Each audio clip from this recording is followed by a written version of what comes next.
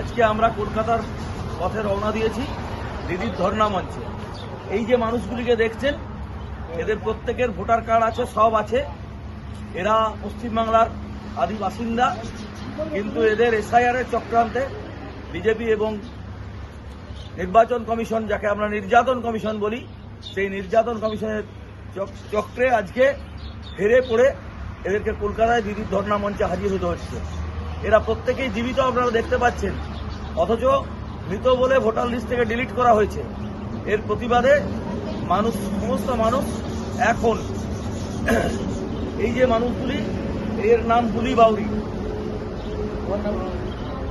হুমা বাউরি, রঞ্জিত বাউরি,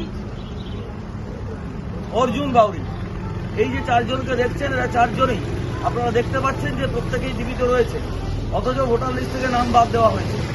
এর বিরুদ্ধে আপনারা গর্জে উঠুন। নমস্কার।